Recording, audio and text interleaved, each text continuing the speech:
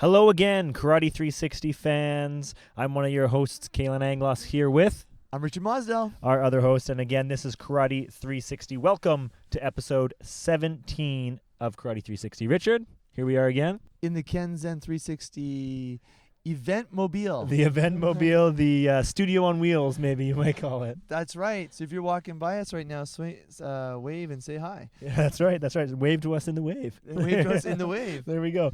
Before we dive into episode 17 of Karate 360, just a couple events coming up here pretty soon that we want to talk about. Of course, the Karate Canada National Championships coming out in Quebec City on February 24th to 26th. That's right. U.S. Open will be in Las Vegas the middle of April. I think it's around April 16, 17. April 12th. April 15th and 16th. Yep, that weekend there. Fantastic. Again in Las Vegas, Nevada. So those two events coming up, and of course a bunch of other little ones as well. For us, we just kind of went through our BC team selection tournament and team training. That's right. Absolutely. It was a really interesting event. We've got lots of thoughts that tie into things that are happening at the world level. We'll bring to you today in our first recorded episode in 2017. That's right.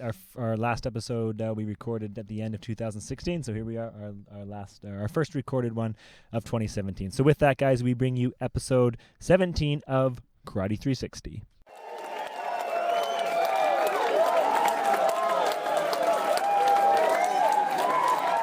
Karate 360, let's start the show. You will kick high and I will sweep low from local to global. It's the thing that we love. Karate! Sanrokumaru. Here we go again. Episode 17, Karate 360. Hello, Karate 360 Nation. Shout out to all of you guys out there listening. Again, we want to thank you guys for tuning in week after week. This show can't be made possible without you guys. Well, it could, but we appreciate you listening anyway and listening to our thoughts.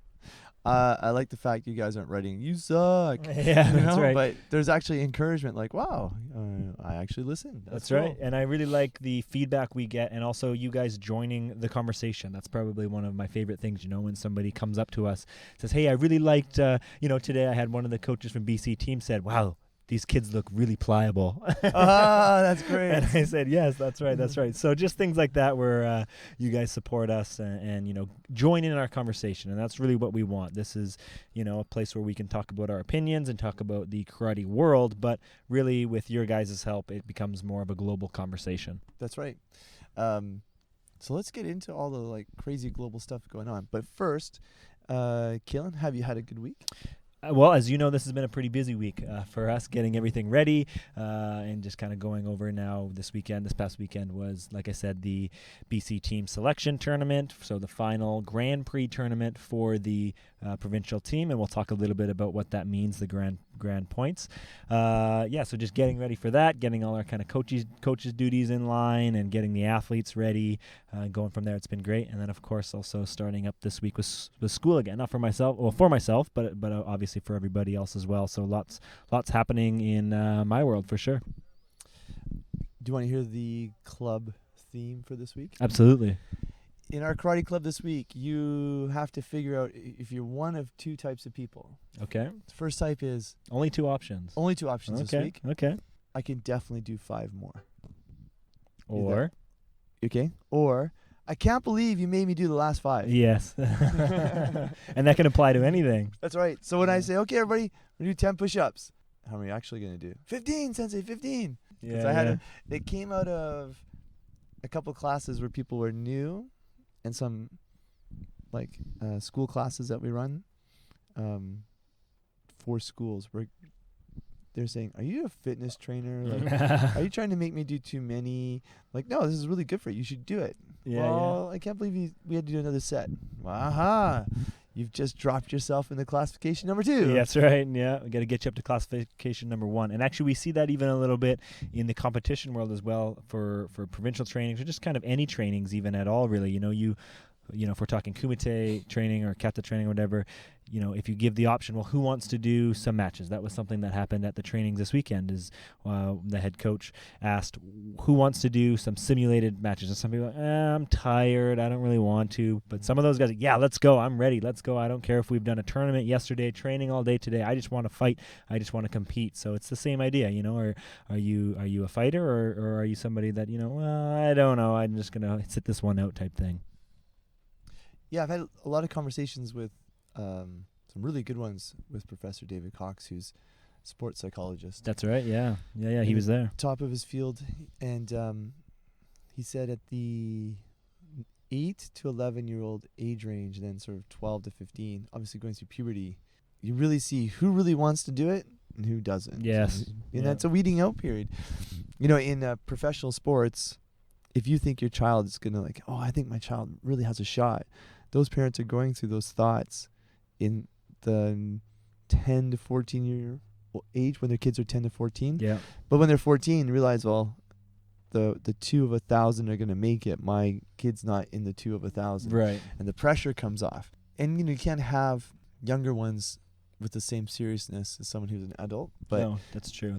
But if you're going into elite division competition, especially as you're getting 14, 15, 16, 17, you have to start ratcheting it up. You have to really want it. For sure. And I mean, even something that I've noticed this year throughout the competitive season is that even our 12, 13-year-olds are better than the 12, 13-year-olds when I was 12 and 13. Certainly I wasn't as good as the 12, 13-year-olds now.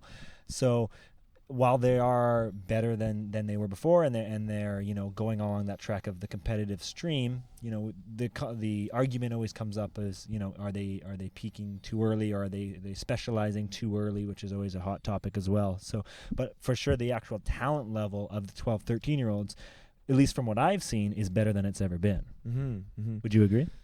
Yeah, and that's really because club instructors are better, whether it's on the recreational side of preparing people for their belt tests and just teaching good traditional karate, or on the competitive side are the core club instructors of a certain karate community. Yes. Are really studying and upping their game.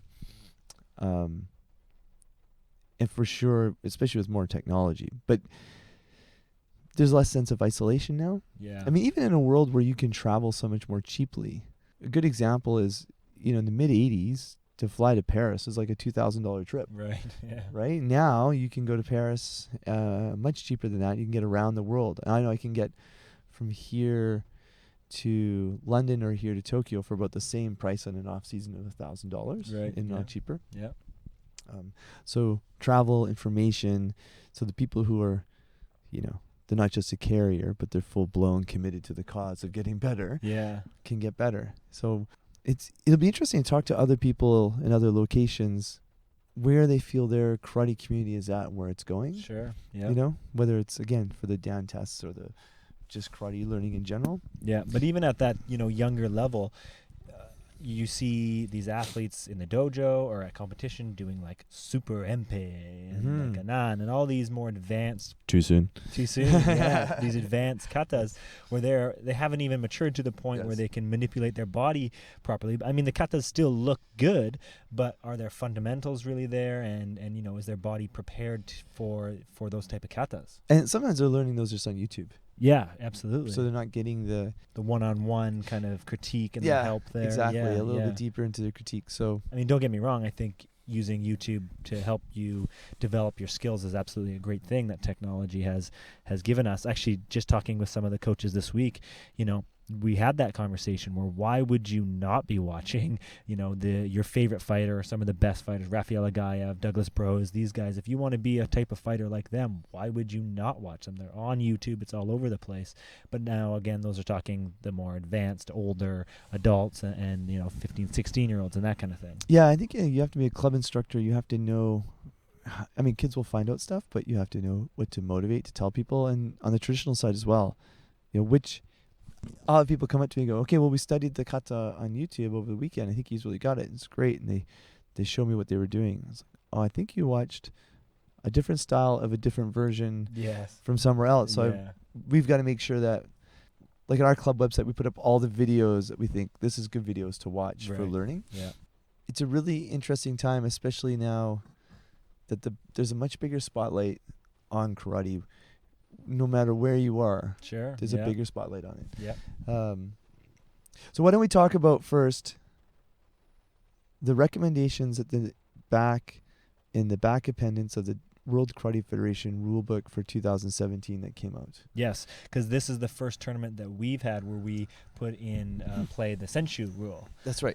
So that was the first tournament that we've done it, and actually I thought it went really smoothly. The referees were aware of it. Most of the athletes were aware of it. In the training, we kind of went over it. So again, the senshu rule, where basically just the first athlete who scores a point in a kumite match, if they're tied at the end of the match, whoever has senshu, or whoever scored first, winds up winning the match. And this was the first tournament that we used for it, and I think it so far, I mean, obviously it's quite early, I think it's going quite well. Your general thoughts on the implication of the senshu rule? I'm all over the fence on this one. Oh, yeah? Yeah. Coach Peter said that in soccer, you can score a point and then defend. Yeah. And it's completely legitimate reason. You know, your fans will totally accept the fact that you scored, and then you just put up a really good defense so you couldn't get scored on. Yeah, because it completely changes the tactics now. And then, you know, coming from a coach's perspective, sitting in a chair with kumite athletes, now if you're, you know, if there's only 15 seconds left and you're down by 1 point, but you don't have the senshu, you have to now get 2 points. Yes. You can't just go for one. So it completely changes the tactics, especially in the later time in the rounds of the fight. So it's changing the game even. Yeah, they didn't do saishu, which means end, last point, because they want people to fight sooner. Yeah. Yeah, I like I love people trying new things and experimenting, and then they have to let it run for a few years. Sure. See how it is. And see how it is, Yeah. and see how it happens. And I saw the referee put his finger up and say, "Senshu," Yep. you know, and then do the match. I think one of the other things too in the training too is it makes athletes more hungry to fight, because that was one thing we were really trying to get drilled into their head during the trainings, is you need to be hungry to get that first point, because you want to be in the position where you have the senshu and that the other person doesn't have it, so that if you do need, you know, if there's only a 1 point spread between you and your opponent, you don't have to necessarily worry about getting an extra point to win the match. Mm-hmm. Well, sports psychologist said, looking at our sport as he was preparing to give us a talk soon, he thinks we're 15% mental and 85% physical in kumite. Okay. You know, if you're in a weight division where the other person is biologically the same size as you, then it's all about making decisions. So do you make a better decision, a faster decision? How fast is your decision-making skills? Yeah. He said to get into good decision-making skills where you get into a feeling of being in the flow and scoring points is the most important thing to do. So if the senshu rule is trying to get you to score points sooner, it means you got to activate sooner. Yes. We definitely saw athletes compete who need to activate sooner. They're not activating soon enough, and they're not activating in the dojo. So if they're not activating in the dojo, they're not going to activate Competition. a competition. Yes. And then every karate instructor says the same thing, Yeah. you know, and everybody who's getting who is new to competition. And it's, you know, same thing if you're going for your black belt Dan test. If you're not, it's not about training hard and being stiff and strong. It's about performing well. If you're not in the club practicing, rehearsing for your Dan test, and it's not that the Dan test is important, it's the fact that you're trying to improve your ability to do karate. Yeah, trying to make that next jump. Right, make the next jump. Is Yeah. you have to get out there and actually perform at 100% and be competitive in what you're doing, you know? If you take someone who's at an elite level, they're normally really competitive, not just in their sport, but in lots of things. Yes. Yeah. You know? So the senshu rule kind of matches with the idea that we are a decision-making sport. Mm-hmm. In a running sport, you have to be mentally strong to keep running, and you got to be physically fit. Yeah. But you just, But you got to run. it's time based. So Yeah, you're when- just going. boom, you How gotta go. fast can you go from point A Our to sport, point you've got to make lots of decisions and make them Yes, faster. and always changing, and yeah, it's like a little chess game. Yeah. And that kind of goes back to, I was teaching a few people about how to count a match. So that's where you look at a match normally it's good to look at ones where you, this is good for kata or kumite, and you could do this for, especially for kata side for traditional karate. In kumite, let's say you lost 2 to their 5. You threw 10 techniques, so 8 didn't make it. They threw 5. They threw 20. 5 made it, 14 didn't. So you shut them down 15 times. Yes, but but let's say, to make it really simple, let's say your 2 points and their 5 points were all hand punches. Okay. You get your 2 punches by throwing to the head. Your 8 misses were body punches. So your body punches couldn't score on them, but your hand punches did. What you should have done is more head punches. Yeah, of course. Yeah, go with what's working.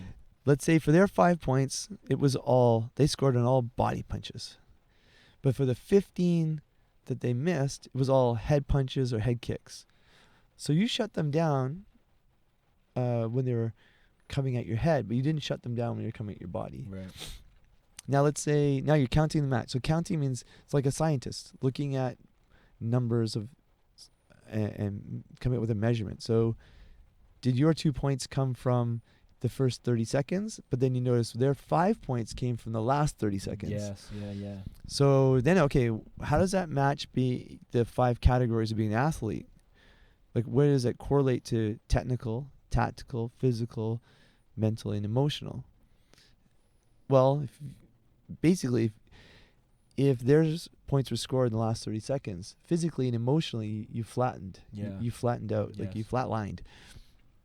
But if you scored all your points in the first 30 seconds, that gives you a clear indication. Now look at your look at your penalties. If you had 3 penalties and they had 1, and you got all your penalties at the end of the match when they were scoring points and you were getting penalties, again, that could be something. Now, if you go back to Antonio Olivaseva sensei's 3 types of competitors, you could have someone who's weaker than you, someone who's equal to you, who's much stronger than you. How does the opponent fall into that when you're going in to think about your plan? Sure. And I think that's where the role of the coach comes in, not only while the match is going on, but afterwards as well, when they're doing their, SWOT analysis or doing their analysis of the match. When did their athletes, or if you're looking at it yourself, when were you scored on? When did you get the score? So just that kind of counting it. But also what I like to include in that too is where on the mat were you when you scored, or when you got scored on, and what was the whole situation, what happened, because then it gives you a better picture of the actual match and where you are, where you need to improve on, or where you're scoring your points. Totally. That comes from like team sports, because what they do in team sports is they have a camera, like video camera, and they tie it up to your laptop. Yeah.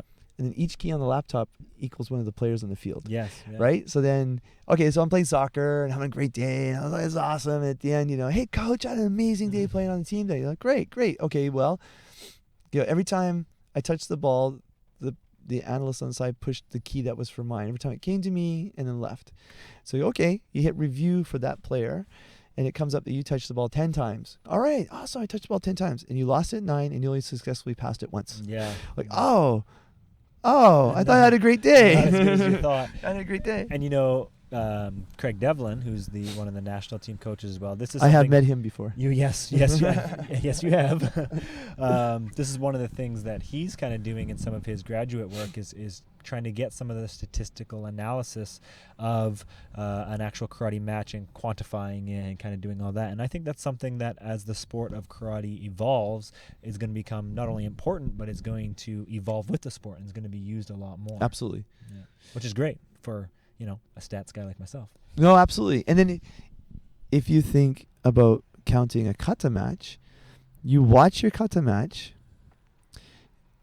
and let's say I do it with like a timeline. So you watch your kata match, and let's say you're just watching it, and you record your voice as you watch it, so you have the same time. And you go, oh, that's good, not good. That's good, not good. That's good, not good. That's not good. Okay, and then you replay it back, so you look at when you said not good, at where you were in your kata, and let's say it's every time you transition, every time you turned. Yes. Then you look back at the criteria, technical, transitions, not good. That's what I need to work on. Yeah. Look at the opponent who beat you in that round and went, oh, same thing, record it. Every spot you thought they were good, correlated over to maybe they're athletically really strong or something.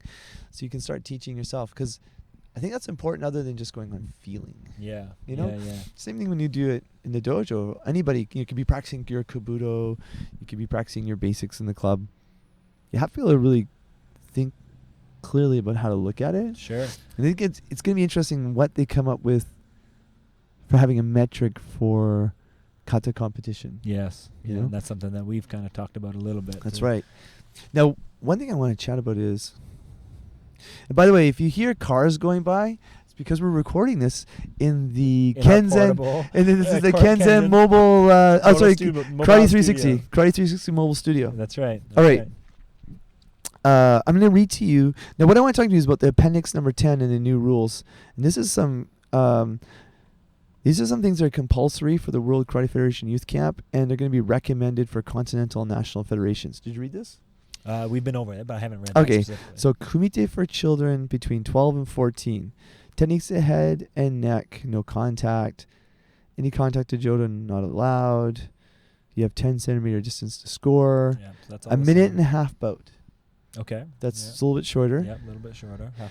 30 seconds. So here's a really cool one. Divisions are going to be based on height rather than weight. Yes, and that's interesting. At that age, I like that actually. Me too. Because, I mean, the weight discrepancy isn't going to be very large at that age, but the height definitely could be if you're talking about peak height velocity and where they are. So I actually really like that one. On the Karate BC team, and what we do as part of the fitness testing is we also take measurements of arm length and leg length and that kind of thing. So it'd be interesting to use that because, where's their height coming from? Is it their torso? Is it their legs? Do they have a long neck, big head, whatever? When was the last time you saw a 12 to 14-year-old consistently do sweeps and takedowns? Yeah, that's true. Doesn't usually happen. It's more like a fencing sport, Yeah. To explode forward. The other two things here are no use of protective equipment, not approved by the WKF, and use of the WKF face mask is used. Mm-hmm. They call it face mask. It's more of a headgear. Jock strap for your nose. Yeah, that's basically it. Well, Yeah. when it first came out, they had the WKF medical committee said that, like, they had tested it and said it was like a 20% reduction in nose injuries. Okay. Right? Yeah. Now in Japan, everybody 18 and under and 40 and over use a full face shield. Okay. It stops external injuries, but not concussion injuries. Yes, Because your brain still exactly. gets rattled. Yes. And, we can talk more about headgear later at a Mhm. different time. But there's other things it does as well. It obviously makes your head bigger, so it makes your target bigger because, it's technically part of your Mhm. head. And if you hit even at that age, if you hit the headgear, it's a penalty. Yep. So I have a few issues with that, going from headgear when you're that age, going into 18 when usually you don't wear headgear. Mhm. All of a sudden maybe your distancing's off. But that's something we can talk about a different time. Yeah, it's hard to, if you went with a Japan team's world championship results this year where they really did well in kumite. Yeah. And all those kids came out of an 18 under face shield, rule. Where they don't. When I was first there, you could contact the face shield as long as it didn't snap. But eventually, it was like you just can't touch. Yeah. There was no touch allowed. All right, now here's another one: kumite for children under 12 years of age, which will be interesting. Now remember, these are recommendations. But it's not elite, so every karate club out there, right? Even the rec clubs, Can do their own thing. right? Yeah. Well, they're gonna have to think about these ones. So again, techniques to all scoring areas, jodan and chudan, are not allowed. Are all to be controlled short of the target. Yes. Jodan and chudan. Yeah, that's interesting. Nothing allowed in jodan area. Of course. A correctly performed technique area in principle. Okay, to score any area in principle will be considered a score at a distance of 10 centimeters. So to the body as well, 10 Mhm. centimeters. That's interesting. Where Again, that goes back to in principle, and actually for the 14 to 15-year-olds, the same thing. Yeah. And then even controlled techniques to the body, chudan area, in principle, will not be considered a score if they make contact beyond surface touch. At 14, 15 even. This is 12 and under. Okay, so that's just 12 and under. Now I think here, The bigger you are, you throw out a clunky technique, but you land it, you get a point. Yes. But if you land it clunky, that means you hit hard. Yes. That means, like if I'm slapping something, slap, slap, slap, and I'm really pulling my slap back. You get that snappy. Get the snap. Yeah, so now we're working on skill, Yeah. right? I want to see lots of skill with very little tag. So, But I mean, this comes back to now about do we even need to wear chest gear then if that's the case, right? it's hard to know. I mean, these are suggestions, and obviously there's a lot of places in the world where they still hit really hard. Yeah, yeah. But if you've got a body protector on, so this will be interesting. I think this is promoting the idea of it's not about power, it's about technique. Yes. Yeah. Of course. No sweeping or takedown techniques are allowed For 12 and under, for 12 and under. which you don't usually see anyway. No. I mean, you You might see an attempt of it. might but- see an attempt. I mean, you can do anything you want in the dojo. Yeah. You can do Oh, sure. takedowns Yeah, and yeah, yeah. teach whatever you want, but this is just competition. All right, same thing. Bout duration is 1.5 minutes. Fighting area will be reduced from 8x8 mats to 6x6 mats, if Wow. desired by the organizer. Well, we kind of do that now. Yeah. We do it now because you've got a 10x10, so the very outside 1 meter is your safety, Yeah. 'cause you're out of bounds. Yeah. Then your next 8x8, that's the red, warning, right? And then the inside 6x6 is a competition area. Now for adults, you can fight in red by red, but if you're 11 and under, when you step into the red by red, That's out. out. And that kind of makes sense. Like in soccer and in ice hockey, they make them play on smaller fields. Yeah. Or rinks if it's hockey. Rings. Yeah. You can see I'm up on that one. No use of protective equipment that's not approved by the WKF, and they have to all use the WKF face mask. So that's another piece of equipment. Yeah. That you have to buy and that you have to buy. wear. Yeah. But in Japan, it's $150 for that head shield in Japan. It's crazy. That's expensive. Yeah, that's expensive. All right. Then it says for children under the age of 10, kumite competition is arranged as a competition pair against pair, demonstrating 1.5 minutes of sparring where each pair cooperate to display techniques. The performances are judged pair versus pair by hante, so judge just decides the end, based on the usual criteria for a hante decision in kumite matches, but here evaluating one's pair's performance against each other. You get it? Nope. That's the Sambong kumite, where like you punch the high, then I block it, and I punch you, and you block it, and I kick you, and you block it, and I punch you, and you block it. It might have been before your time, but they used to do that a long time ago. The idea of like skill development. Okay. Was this I believe we might have called it Kihon Ippon or Kihon Something Ippon like that, kumite? yeah. Yeah. Yeah. Okay. Yeah, I do and remember doing that actually in tournaments before. you may have done that, yeah. Yeah, yeah. And you judge which team does it better. Okay. Now this might be more kumite style, like Mhm. before it's more clunky like traditional karate Yes. stuff. Yeah. Front. You're in a proper front stance, step Yep. forward. Yeah. Kazamizuki. Yeah. Yeah. I have no problem with this in the dojo for learning, but personally I'm not a fan of this in competition No, me because neither. there's way too many variables, Yeah. come out. It's like doing kata again. Okay, so for kata competition under 14 years of age, standard rules, but limit the number of kata. Okay. The number of kata that they Yeah, do. the number of kata that they can do. And then for 12 years old, participants, again, limit the number of kata. And then if you're under 12, if you fail to complete your kata, you're given a second attempt with no reduction in score if you're Under 12 years. under old. 12 years old. Okay. These are just recommendations. Yeah. I mean, now some tournaments they say, yeah, if you flub it, you can go again. It would obviously, you might have more people coming in unprepared. Yeah. But anyway, those will be used at the Youth Cup, which I believe is this year, and they are recommendations for the future. So now, national federations are thinking about it. Yeah, yeah, which I mean isn't necessarily a bad thing. I mean, Nope. just more ideas. I think it's always good to always try and keep changing things for the better and keep bringing in new ideas. And like you said, try them out for a couple years or whatever, see how it works, and then adjust if necessary. Absolutely. So go to the WKF website, download one of the rules in English, French, or Spanish, go to the very last page. It says recommendations, appendix number 10. Yeah. Have a read. Yeah. See what you think. Yeah, and let us know. Again, get a hold of us on our social media. Let us know what your thoughts are on some of those suggestions. Maybe you have suggestions that we haven't talked about or that you guys maybe implement in your dojo. Let us know. Actually, just send it to us by courier by paper, because Donald Trump says that's better than sending by electronic mail. Yeah, or by pigeon owl. Or Or by something. pigeon. Yeah. Or just tweet us. Yeah. The 2017 version of Exactly. that. Yeah. So yeah, that's it's definitely like I said. I think karate is moving forward as a whole, and this is just gonna help it happen, whether these are implemented or not. Hey, let's talk about karate moving forward. Let's do it. I love that. Right on. And this is a great segue. I'm going to do a great segue. Oh, perfect. I'm segueing. We're all about the segues here. Okay, so you have a traditional karate club, and then a bunch of people go, I really, really want to do competition. You're like, great. They go, no, I really want to be on the national team, go to world championships. I want to be amazing at competition. Yeah. Great. All right, what do?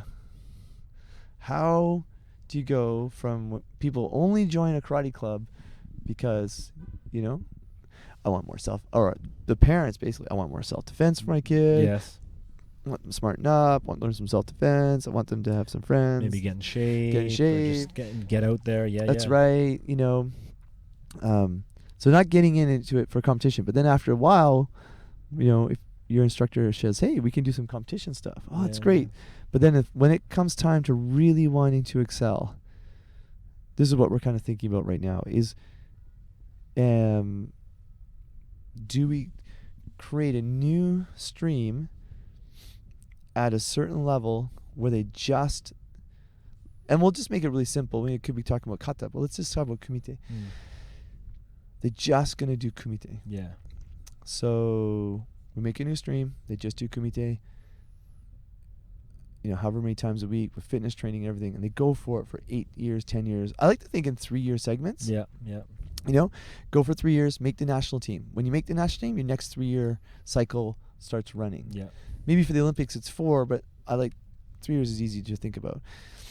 And then when they're finished competition, well, the traditional karate side is still there for them. Yeah. And they can slide back over, and they can be teaching, and they can be instructing, and they can do their kobudo, and they can do whatever. So, I know, what are your thoughts? Well, it's the same thing as athletes that do already compete.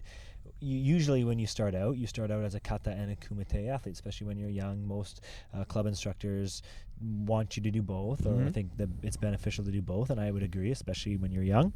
But as you get more experience and as you start making your way up the ranks a little bit, usually, and it's not for every athlete, but usually at some point you have to decide, I want to be a kata athlete or I want to be a kumite athlete. It's very hard to be dual. It's very hard to be dual. And it's not to say it can't be done, because there are people that can certainly do both and do both well. But for the majority of us, and I'd say 99%, you would want to be either a kata athlete or a kumite athlete. And you have to kind of make that decision.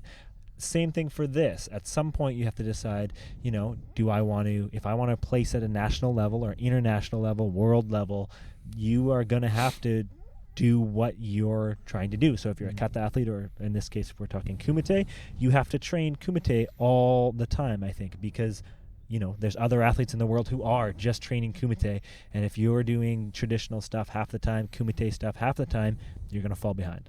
For sure.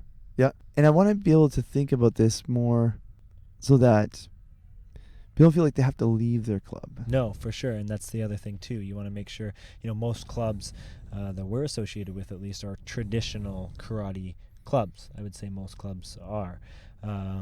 So you don't want to lose that club, because usually that's your identity as a traditional club. So yeah. And people don't want to lose their friends. If you want to have better results, you got to do something new. Yes. Can't keep doing the same thing. And expecting different results. Yep. And just like we've been told recently, your training in the dojo can't be so sterile that it's not like competition. Yeah. You need to train for bursts in your club, kata or kumite, like you're actually competing. Yes, absolutely. And at the same time, the recreation side of a karate club, the traditional side, is what keeps the karate club alive. Yeah. And even the top karate dojos clubs in North America that we know, most of your athletes or most of the people there are just traditional. Yeah, exactly. You don't want to be able to say to somebody, well, and this, I think this has happened everywhere in the world, is, no, I'm a traditional, karate club. You got to do your traditional stuff, and you can do your 10 minutes of kumite. But since I really want to do competition, we'll go somewhere else. And maybe that instructor doesn't have the life experience of dealing with it. And it'd be the same as if you only a sport karate club, and then they say, well, okay, I'm retiring now. Almost every other sport has a bit of a problem losing their athletes because they've only had the competitive side. Yes, yeah, and that's a whole other issue, I like the idea of being able to say, well, officiating, coaching, instructing, helping out with the club, entering into administration. Yeah. And it's good, in that case where, like you said, once you're done your competitive years, I mean, usually we know that usually it's about 10 years that you can have a solid competitive run, give or take.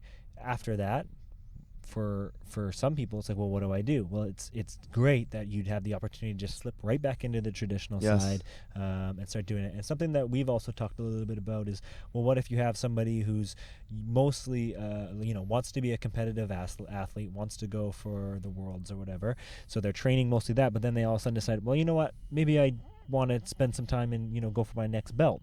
Well, that option is also still available because you're still a traditional club, so you can just have them step into that traditional side for a couple months or however long it takes to get your next belt.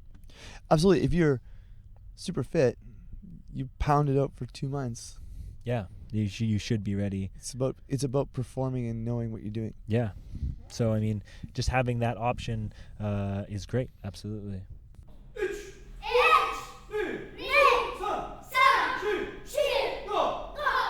I've been thinking about technical tactical today. Okay. Do you want to hear my thoughts? Let's hear it. Tuck in the chin. You're talking about posture, aren't you? I am. That's how we do our posture. Posturing. Yeah, posture. I'm posturing right now. Actually, I've done a lot of posture training with people lately. I don't know what it is, but a lot of people have come to me and said, I want to work on my posture. Great. I'm going to say this and don't take it the wrong way, but you have pretty good posture today. I had pretty good posture today? I did. I was thinking, wow, he's got pretty good posture today. That's good. I've been working on it. Shoulders back, down, chin tucked. I'm not trying to send you any hidden signals here or anything like that. Yeah, we do travel a lot, but posturing. I noticed that when I've been watching traditional karate videos, preparing some stuff for our black belts, and I've been watching obviously some kumite stuff, and then watching competition the last 24 hours. Some people, when they lean their head forward and they don't pull their chin back a bit. Like you have to. Chin should be tucked. I mean, you have that natural curve. You do have a natural curve in your spine near your neck, but you do want to keep your chin tucked. In fact, for every inch that your chin is over your chest, you put an extra 10 pounds of weight on your spine. Holy cow! That's a fact. So if you're Al Pacino would be in serious trouble. Yeah, that's Al Pacino right. leans forward. Yeah. What do they call it? Like, if you work on the computer too much, you look at yourself and you get I can't remember the terms, like a cat hunch or something. Yeah, you do get a little bit. You do get the hunch. That bone starts just sticking from your head going forward. Usually your shoulders are rounded forward too. So relating it to karate, you need it in everything. Yeah, everything you're doing in karate, you have to have the ability to. Now, if I'm goofing around in kumite or wanting someone to hit me or dodge with my head, that's one thing. That's different. Yeah, but kata especially. Kata movement basics. Now, there's a thing you can add. Okay. Because I have a face for radio. Yeah. So watch me do this. But there's this. Yeah, tucking your chin. Yeah. Tucking my chin, and there's this. Squishing your chin. Yeah. But watch my eyebrows. You're frowning. You're almost frowning when you do it. Okay, here I'm going to do it again. It's more obvious. And now I'm going to do it again. Oh, you got your kata face on in the second That's one. Right. Almost. Yeah. So slight squint. Yeah. And you kind of look at someone like, I'm so gonna break you. Yeah. Right. So I think that motivates someone. If you look at every good kata player, anybody who's really serious, they just do a little squint. Yes. The kata face. That's what I call it. Yeah. In Japan, kids used to shave their eyebrows. Sure. Right. Yeah. And but it motivates the idea of your chin being in, your back being straight. Yeah. I know in some training, if you're leaning too far forward, the instructor will come over, put their hands on top of your head, and they'll push down, and you will feel in your spine a pinch where that's where you're out of line. Yes. Well, that goes right back to if your chin's forward and somebody's squishing your head, you're going to have a whole lot of pressure down on your back. Well, you've been doing some back alignment training recently, haven't you? Yeah, for sure. Yeah, so, just and a lot of, like I said, people coming in just wanting to perfect their posture. So it's kind of a hot topic for me. One of the things that I think really relates to karate, and this is something that I have to focus on too, especially for kata, and for posture, is making sure your core is engaged, making sure that you squeeze your core. You don't have to, it has not to be really tight, but it does. Ladies and gentlemen, your core is engaged. Write that down. Engaged. That's this week's note. That's probably, when I'm training people, that's probably my most used phrase, is make sure your core is engaged when you're doing anything, squats, whatever, any exercise, but also posture. You want, like I said, shoulders back and down, chin tucked, core engaged. So, and especially for kata as well, you need to have your core engaged throughout the whole thing, and that's something that we've talked about as well. So, yeah, posture is not only important in everyday life, but obviously kata performance as well. Core engaged. You'll be using that one. You're using that one. So there's two types of people in the karate club. Yeah. One, your core is engaged. Yes. And the other one, you're putting your chin out too far and put 5 pounds more on your back. That's right. 5 pounds for each inch past your chest is usually how it is. 5 pounds for each inch past your chest. That must have been an interesting study they did when they did. Like that would be interesting. How did they figure that out?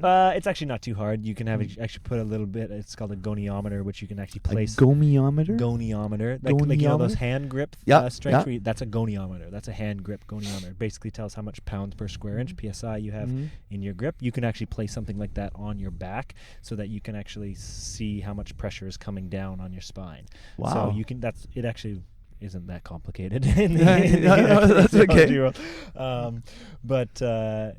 So there's a couple of things for that, and something that you can actually do just in general to work on your posture, but in karate training as well, is stand with your heels right back up against a wall, make sure your spine, everything is back up, and most people's head aren't against the wall, so you want to tuck your chin in so that your back of your head is right up against the wall as well, and that's kind of your natural position. So you do that right up against the wall, feet up against, chin tucked, head back, shoulders back and down, and you try and hold that position, and you just walk forward away from the wall, and that's usually what your natural posture should be. And that's the same thing, for kata. You want to make sure you're aligned nice and straight. Yeah, I've seen that.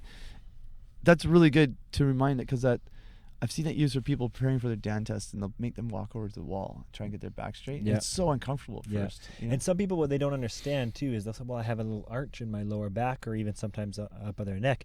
But don't forget, your spine has a natural curve in your cervical spine, your neck, as well as in your lumbar spine, your lower back. Awesome. There we go. Technical, tactical. Apply that. Think about that. Just that little 3-4% extra is going to make your performance better. Yes, absolutely. Okay, guys. So talking a little bit about a karate training tip of the week. Throw it at me. Little segue here too. Something that we've talked about a little bit is our warm up and cool down protocols. Well, what we did today for our national provincial training is PNF stretching, which I don't know if we've talked about yet. I don't think we have, but it's one of not only the most important stretching you can do, but one of the most beneficial stretching protocols to increase your range of motion. So PNF stretching stands for proprioneuroceptive facilitation. Let's say that slower. Okay. Yeah. Proprioneuroceptive facilitation. Okay. And basically what it's doing is stretching to trick your muscles. So one of the most common PNF stretching, and what we did as a cool down today with a bunch of 100 athletes, is you lay down on the back. You have to do PNF stretching for the most part with a partner. So you lay down on your back, you pick your leg up straight up, and you have a partner stretch it as far as they can, towards your head, or however far you can get it. Yep. However far, you hold that for 30 seconds, get the stretch. You should feel it in the hamstring, right? The back of the thigh there. You feel that stretch. Then what you want to do in the PNF part of this is you push your leg against their hand or their shoulder, whatever's holding. So you try and push your leg back to the floor as hard as you can. You push for 5-10 seconds, push, and then you relax. And as soon as you relax, your partner pushes it a little bit further. And it's like magic. It'll work every single time. No, I love this one. I absolutely love. Yeah, I love this one. This is great. Yeah, and the timing is actually important. Usually you want to hold it for 30 seconds, push for 5 to 10 seconds, and then as soon as they relax, you push a little bit further. And you can do that 3 or 4 different times, and you will actually see your range of motion improve every single time.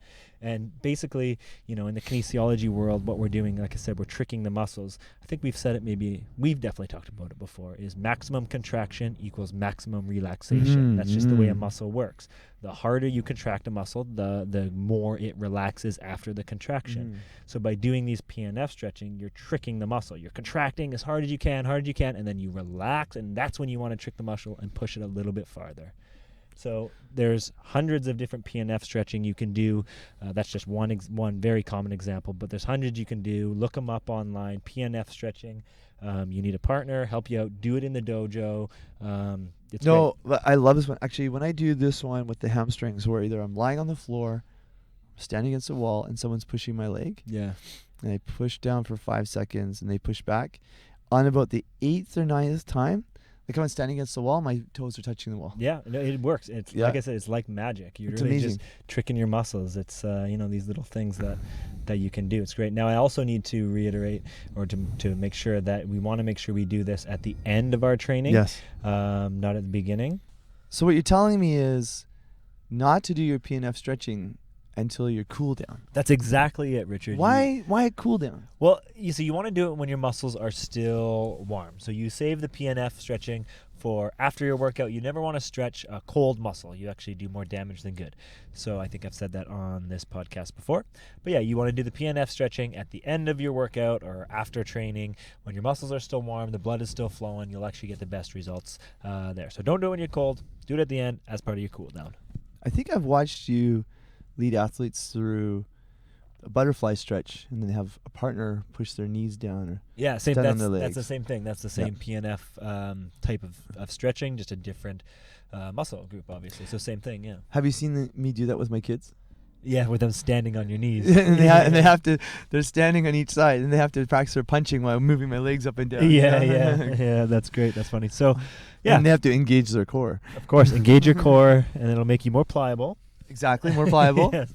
And it'll help with your kinetic chain. Exactly. So anyways, that's the karate training tip of the week. PNF stretching at the end of your workout or after training when your muscles are still warm. Been awesome being in the Karate 360 mobile with you here, Kalan. The 360 mobile. I love that. No, this has been great. A little on the road banter talk. It's great. That's right. We're on the road. We're literally floating on the ocean as we cruise into the next locale.